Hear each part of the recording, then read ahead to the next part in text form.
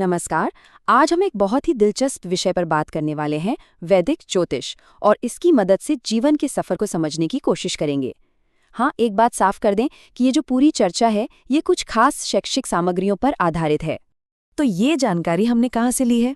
हमारा स्रोत है इग्नो, जिसे द पीपल्स यूनिवर्सिटी भी कहते हैं।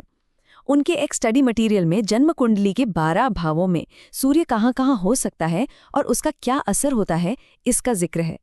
आज हम इसी को समझने की कोशिश करेंगे। अब ये जन्म कुंडली होती क्या है?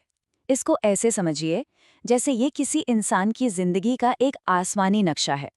इस नक्शे को 12 हिस्सों में बांटा गया है, जिन्हें भाव कहते हैं, और हर भाव जिंदगी के एक खास पहलू को दिखाता है।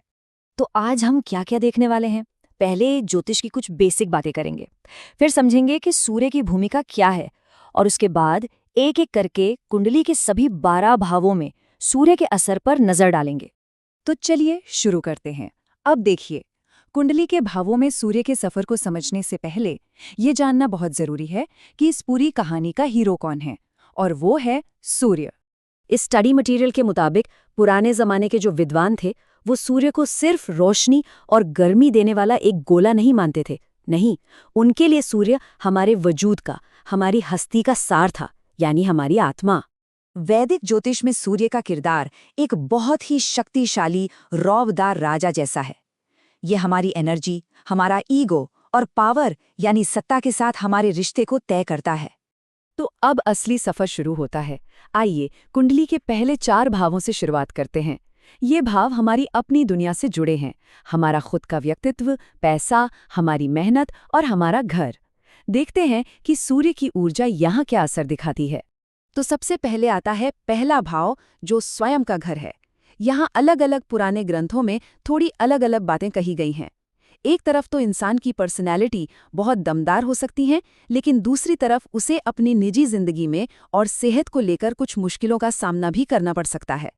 अब बात करते हैं दूसरे भाव की। यहाँ सूर्य के होने पर एक बड़ा ही दिलचस्प विरोधाभास देखने को मिलता है। मतलब एक तरफ तो पैसा और दौलत मिलने की संभावना होती है, लेकिन वहीं दूसरी तरफ परिवार और सेहत के मामले में मुश्किलें खड़ी हो सकती हैं। तीसरा भाव, जो हिम्मत और मेहनत का है।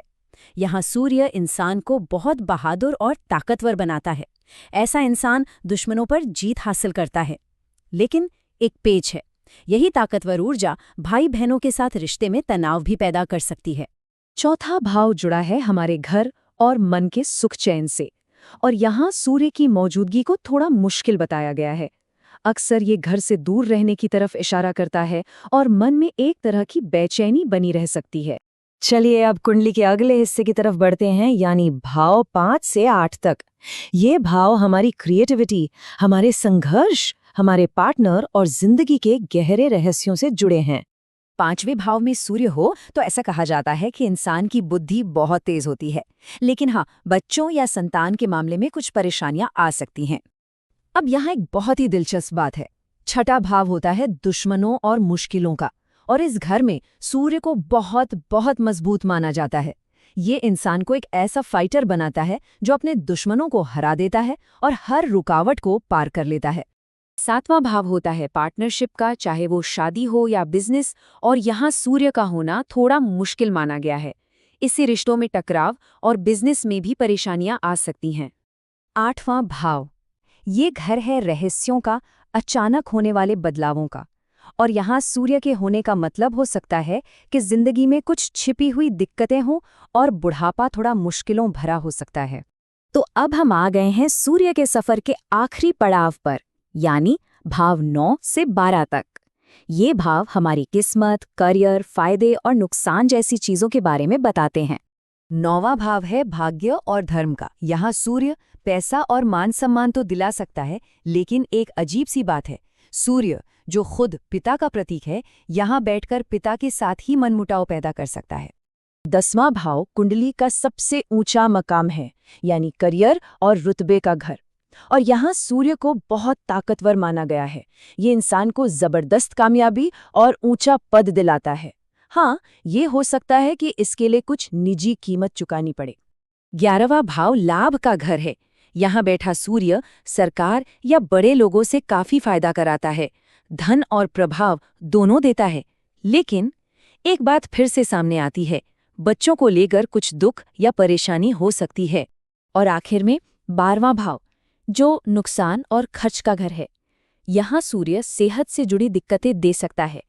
और एक बार फिर पिता के साथ रिश्तों में टकराव की बात कही गई है। तो अब एक सबसे जरूरी बात समझ लेते हैं। हमने यहाँ सिर्फ सूर्य के असर की बात की है, लेकिन असल में ज्योतिष इतना सीधा नहीं है। किसी भी नतीजे पर पहुंचने के लिए कुंडली के सभी ग्रहों, राशियों और भावों के पूरे ताने बाने को एक साथ देखना पड़ता है।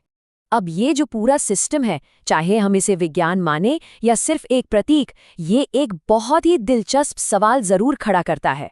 क्या ये इस बात का सबूत नहीं कि इंसान हमेशा से ही इस विशाल ब्रह्मांड में अपने जीवन का कोई अर्थ, कोई पैटर्न खोजने की कोशिश करता रहा है?